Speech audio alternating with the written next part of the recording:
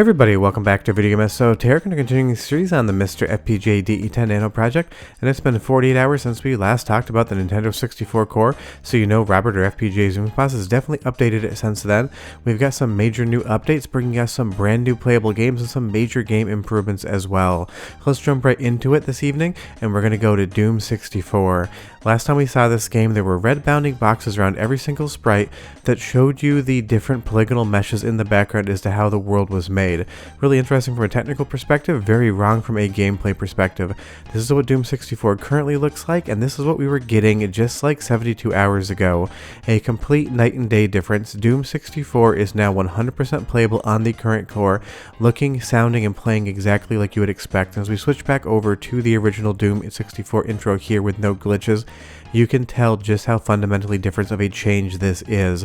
Doom 64 is such a unique and interesting version of this game, and a lot of people have been waiting to play this on MiSTer, and we can 100% do that today.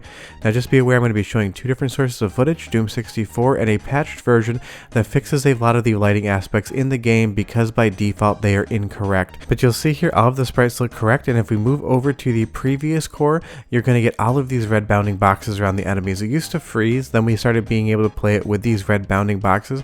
Now we can move over to the original version of Doom 64 and everything looks like it should, and that's such a big improvement. A lot of graphical fixes are still coming to the core. Game compatibility is about 90% now as far as the US region is concerned, being able to play things. But you'll see here as we move over to the Doom 64 IPS patch that fixes a lot of lighting conditions.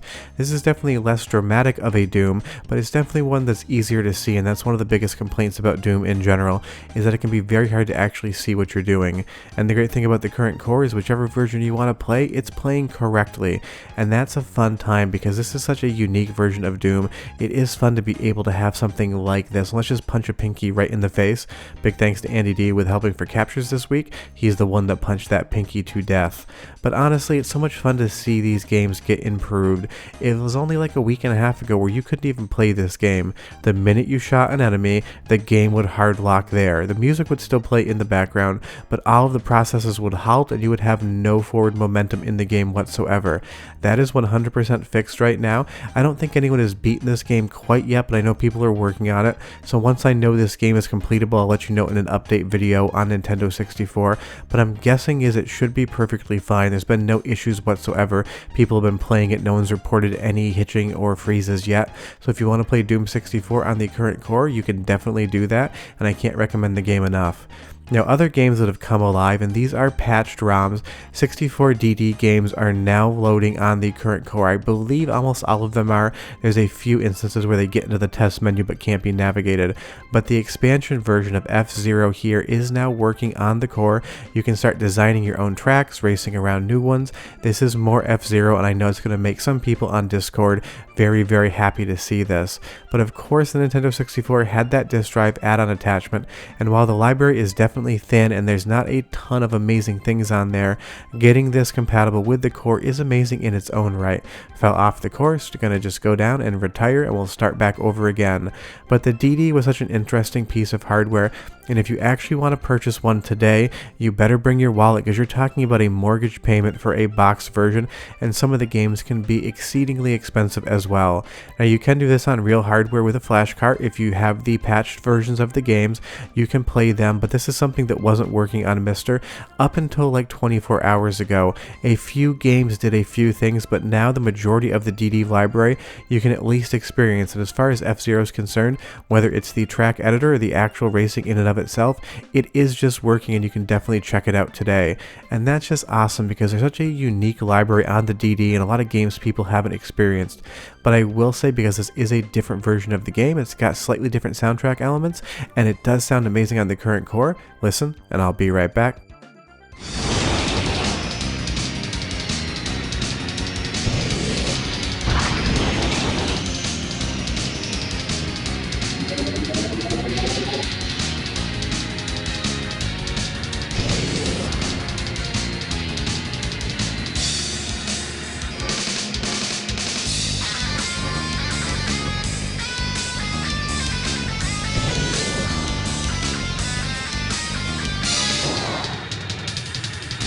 Sounds awesome to my ears, but let's move over to NFL Blitz Special Edition because we have shown Blitz on the channel before, but the Special Edition is a different version of the game, and it's 100% one that wasn't working anywhere near as good as the previous ones. There was definitely graphical corruption and some big issues.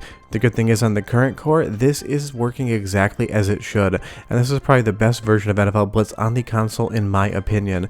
It is just such a fun, unique, arcadey game, and it worked really well on the Nintendo 64 as far as gameplay is concerned, especially for multiplayer.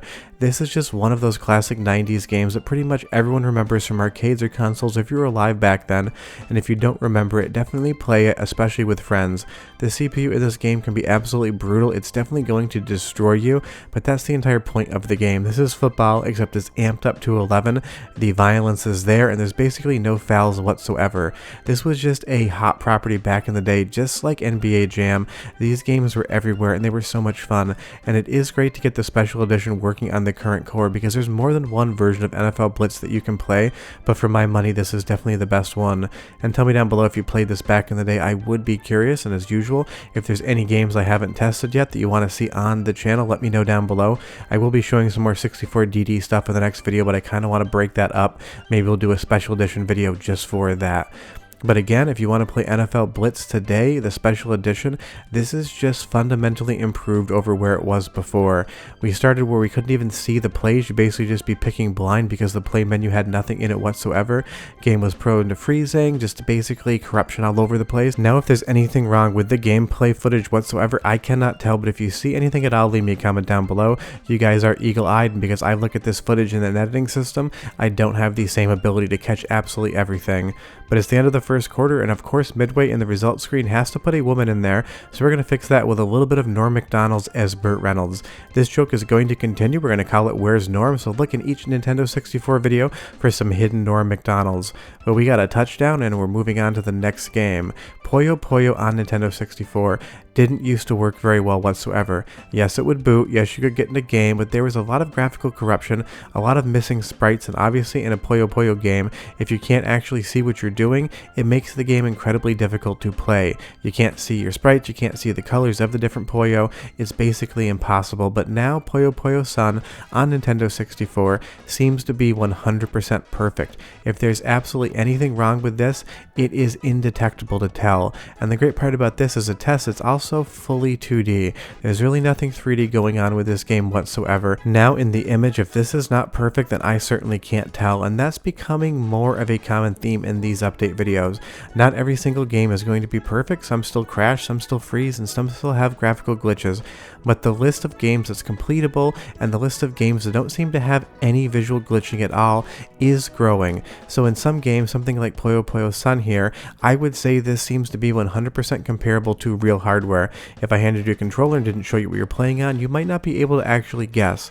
That's not the story with all games, of course, on the current core, but that is kind of the status as to the work right now. Outside of the TLB games, a lot of this is just bug fixing to get games playing better and to get them looking exactly like they should. So for a decent handful of games right now, it's really easy to say that this core is absolutely near perfect and it's getting very close to totally perfect. But this game's soundtrack also awesome on the core. Listen, and I'll be right back.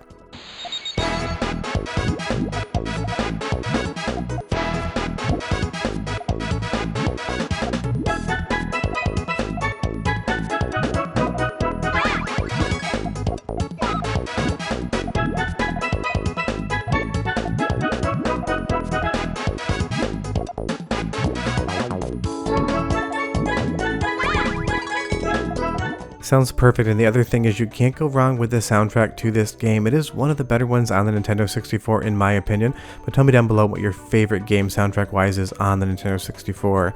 Now, all of you have been asking for a retest of 1080 Snowboarding, and I totally get it. It is one of the most popular games on the Nintendo 64, and it is vastly improved compared to the last time we played this game. There were some graphical glitches and there were some speed issues last time we featured 1080 Snowboarding. Those have all been taken care of. All of the VI implementation is here. This game looks like Nintendo 64. It controls as well as 1080 snowboarding ever did, which is to say decently, and all of the gameplay and speed are here. This is another title. People have completed this. I've seen reports of getting all the tracks in the game, so it's one of those things. You could sit down and start playing 1080 snowboarding on the current core today and have an absolute blast. And that's the really fun part. When we started this series of previews, it was basically, hey, you can see something on screen, it's going to freeze in about 10 seconds. Now I'm telling you, for a lot of games, you can just sit down, play them, finish them, and have fun. There's definitely still improvements to come to the core, and there's definitely still games that don't work whatsoever, but something like 1080 snowboarding here is just a super fun game that you can have an absolute blast with right now today. Although in real life, if you just did that, you'd have absolutely no ACL or MCL left. Best left to do these things in video games, especially if you've gotten older like I did. And if you don't know about me, I used to work in professional snow sports for the longest time. I've seen more knees go to mush on hills than anyone should see in their lifetime. But outside of that random aside, 1080 snowboarding, again, it's just working spectacularly well. The graphics, the audio, the controls, this just looks like Nintendo 64. And again, if I freeze frame this and gave you a screenshot and said, tell me if this is FPGA on MiSTer or if this is real hardware, I feel like it would be a coin flip. You would just have to guess and hope you're right from there. So if you want to play 1080 snowboarding today, you can. So let's pop back to Portal 64 for a few minutes here, because I do love showing this as a test just because it's so unique to see Portal actually running on the Nintendo 64. But last time I showed this to you as well, I gave you a little bit of a sound sample from the main menu, but the minute you would hit start, all audio in the game would cease to exist. That is no longer the case. We're getting sound effects, and we're getting GLaDOS's dialogue as well. And I'm sure you've all played Portal, but if for some reason you haven't, it is some of the best written dialogue in any video game of its era. So go ahead and listen for 30 seconds, hear the improvements, but don't go anywhere, because I have more games that started working recently that I want to show you. Enjoy! As part of a required test protocol, our previous statement suggesting that we would not monitor this chamber was an outright fabrication.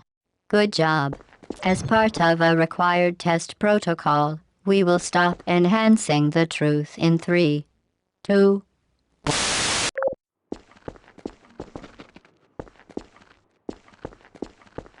While safety is one of many Enrichment Center goals, the Aperture Science high-energy pellet seen to the left of the chamber can and has caused permanent disabilities such as vaporization. Please be careful. Unbelievable. You, Subject name here. must be the pride of. Subject hometown here. Not only is it impressive that we actually have the audio, it's impressive to hear how good that audio is, considering this is running on what amounts to being a Nintendo 64 console and FPGA, and the fact that a ROM size is definitely an issue. When you download this game from Steam, it is multiple gigabytes. We obviously don't have that here on the Nintendo 64, so the developer that's working on this has done an incredible job not just getting Portal 64 actually working as a downgrade, but getting all of those audio samples in as well. It's not something you would expect the Nintendo 64 to do because of that limited cartridge space back in the day. But honestly, this game is feeling so good. This seems like a retail release. If Valve had put this out, I would 100% recommend it to you guys. Now, another game that recently started working that never used to work before is Aero Fighters. This is definitely a visually interesting looking game, and it does show a lot of the power of the Nintendo 64, but as far as gameplay is concerned, I would say Aero Fighters Assault is like a B- tier game. Tell me down below your opinion of it though. A lot of times the games I love are different, and a lot of times the games you love I don't love, but it is fun to hear what you guys remember from back in the day, because I never played this back in the 90s. I do have it in my collection, but it's not something I have any nostalgia for. But this lens flare here with that sunlight coming through all of the buildings definitely does look good. It is not a game on original hardware that runs at any sort of decent frame rate.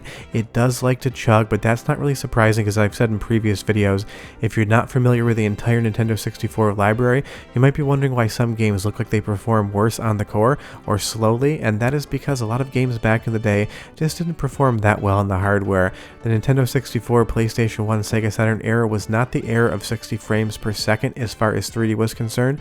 So Aero Fighters here seems to be running decently well, but I would need to drag my cartridge out of my closet and test it against real hardware, because it's probably been like 5-6 years since I actually took a look at this game. But if you're super familiar with it, tell me down below what you think about the performance. I do love that you can basically just get confused though and take an entire building down if you crash. But it is a fun game visually. I do love how this looks, and I love that the sun and that horizon line there washes the image out. It actually does sell the impression of having some color in the background and some depth, like you're actually flying a real fighter jet. So this is definitely one, if you've never played it before, you should check it out. You can see a new game running on the Nintendo 64 core, and I will say graphically it is very impressive, especially those explosions when you shoot down an enemy fighter jet. They do look really good. It is just a fun visual image, and it's one of those things. It's another game on the current core that never used to work, and now you can play it. I don't know from start to finish. If I hear of anyone beating this game, I'll definitely let you know in a future video. And as a preview was coming to the next video, because I don't like to make these too long, you guys tune out after about 15-16 minutes. South Park Rally is now working. A lot of people have been asking about this game. I'm not saying it's the best game on the Nintendo 64. I'm not going to try to pretend that at all whatsoever, but it is another game that currently works. We'll wait for the next video. I'm going to be doing about 2.5-3 minutes of South Park Rally. We'll talk about the history of the game and how it's improved on the core. But if you want to play some South Park Rally, you can today, but I would definitely recommend you probably just play Mario Kart 64 instead. Please leave me a comment down below and tell me what you think of this game. But that's the current situation with the MiSTer FPGA core as of the making of this video. I'm doing the voiceover at 6:45 in the morning, and that's because I had to chase some people off our street stealing catalytic converters. Probably not the smartest thing of me to do, but I've never said I'm a smart person. Short of that, if you want to start testing Nintendo 64 and you haven't started yet, it's a great time to jump in and do so. There's so many amazing games you can play, and so many of them can be finished from start to finish. Otherwise, I will see you guys next time. Go play some Nintendo 64 and do it on your MiSTer. Bye-bye.